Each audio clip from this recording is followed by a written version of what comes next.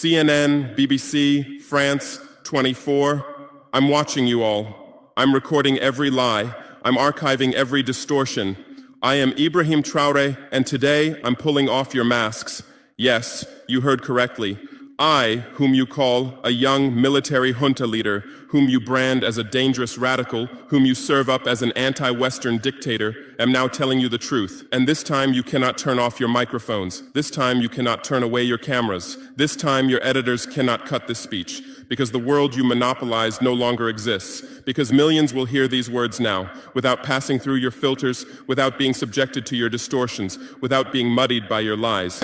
I am 34 years old. Every day of my life, I grew up with your lies. As a child, I would watch Africa on television.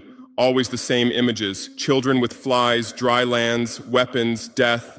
This is Africa, they told us. This is what Africa is. And we believed it. We were ashamed of ourselves. We were ashamed of our own lands, of our own people. But then I grew up. I read, I researched, I questioned, and I understood that the Africa you showed us wasn't real. The story you told us was a lie. The fate you imposed on us was a script you had written. For years, how have you portrayed Africa? How have you shown it? How have you sold it to your viewers? As if we were creatures who had no share of humanity, as if we were savages left outside of civilization, as if we were wretches waiting for you to save us. Every day, every hour, every minute, the same story plays on your screens. Hunger, war, disease, corruption, terror, chaos. These are the words that come to mind when Africa is mentioned.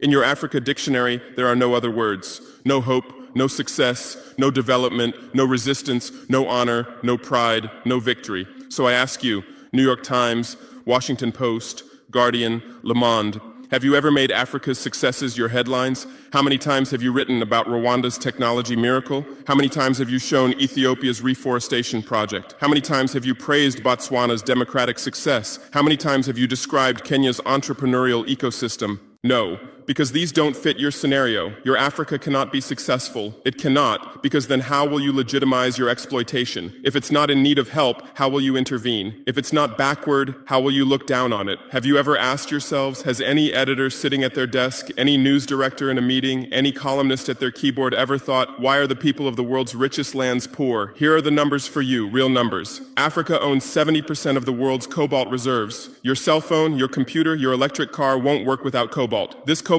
comes from Congo, but Congolese can't afford cell phones. Africa owns 90% of the world's platinum reserves. Catalytic converters, electronic devices, medical implants, they all need platinum. This platinum comes from South Africa, but South Africans are crushed by unemployment. Africa provides 30% of the world's gold production. Mali, Burkina Faso, Ghana, Tanzania. Gold flows like rivers from our lands.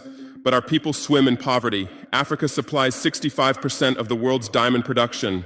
Botswana, Angola, Congo, Sierra Leone, billions of dollars worth of diamonds are extracted, but our miners live on $1 a day. Africa owns 35% of the world's uranium reserves. Niger, Namibia, South Africa. Nuclear plants run on our uranium. Paris lights burn with our uranium. But our villages have no electricity. And you still ask, why is Africa poor? No, the right question is, how was Africa kept poor while being so rich? Here's your answer. Colonialism didn't end. It changed shape. You used to come and occupy our lands. Now you come and establish companies. You used to take by force. Now you make agreements. You used to rule with the whip. Now you rule with credit. Let me give you concrete examples. With numbers, names, dates, but you'll never write about these. Glencore, Swiss-based mining giant, extracting cobalt in Congo. 2022 revenue, $256 billion. Tax paid to Congo, $500 million. That's 0.2%. Is this justice? Rio Tinto, British-Australian mining giant, extracting bauxite in Guinea, 20 million tons annually. What's left for Guinea? Environmental pollution and cancer. Total, now Total Energies, French oil giant, extracting oil in Angola, Nigeria, Congo. 2022, profit, $36 billion investment in Africa, dirty pipelines, Anglo-American, founded in South Africa but now in London. Diamonds, platinum, iron, taking everything. What it left in South Africa, 6 million unemployed miners. And these are just the tip of the iceberg.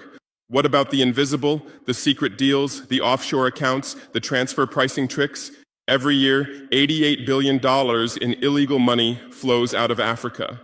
Who writes about this? Every year, $45 billion in aid comes to Africa. Everyone writes about this, but no one says Africa is not the continent receiving aid, it's the continent giving aid.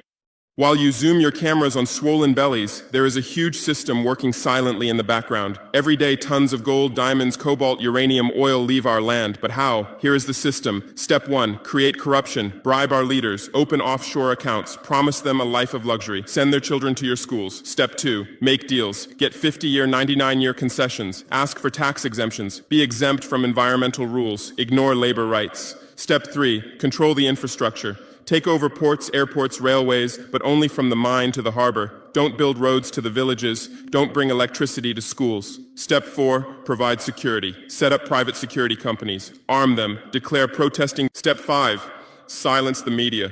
Buy local journalists. Suppress opposing voices. Serve internal unrest news to international media.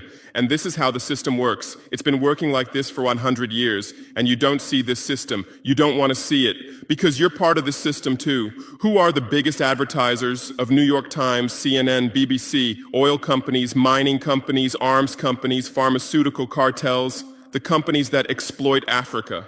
You live on their money, you defend their interests, and what I'm about to tell you might cost me my life, but it's no longer time to be silent. France's system in Africa is the CFA franc. 14 African countries still use French colonial currency. 50% of these countries' central bank reserves sit in the French treasury. France applies negative interest to this money, so we pay France to use our own money. Through this system, France transfers $500 billion worth of resources from Africa every year. Does anyone write about this? No. But when France gives Africa 10 billion euros in aid, it makes headlines. Britain's system is more sophisticated. London is the world's money laundering center. City of London, offshore paradise. Every penny stolen from Africa passes through London. Jersey, Guernsey, Cayman Islands, Virgin Islands, all under British control. Africa's wealth hides there. America's system is AFRICOM. Africa Command, 46 military bases on the continent. Official purpose, security. Real purpose, resource control. Drones in our airspace every day, listening devices everywhere. They say fighting terrorism, but it's not terrorists. It's people's leaders who are targeted. China is the new player, says win-win, builds infrastructure, gives credit, but in exchange for what? 99-year port concessions, mining rights, agricultural lands, debt-trap diplomacy, ask Sri Lanka, ask Zambia, and you write about none of this. Why? Because you're not free press. You're corporate press. Your bosses are billionaires. Jeff Bezos bought Washington Post. Why? For love of journalism? Rupert Murdoch's media empire, Fox News, Wall Street Journal, The Sun, The Times, all from the same hand, all giving the same message. West is good, others are bad. Carlos Slim is the largest shareholder of New York Times, Mexican billionaire. Where's his wealth from? Monopolized telecommunications, got rich off Latin America's back, now controls America's most respected newspaper. And you claim to do independent journalism? Who are your editors? Which schools did they graduate from? Harvard, Yale, Oxford, Cambridge? Always the same elite schools, always the same worldview, always the same prejudices. How are your reporters selected? How many languages does your Africa correspondent speak? French, English, that's all. Swahili, Hausa, Yoruba, Amharic, they don't know. They can't talk to the people. Your sources are always the same. Western diplomats, NGOs, experts, and then you come and lecture us.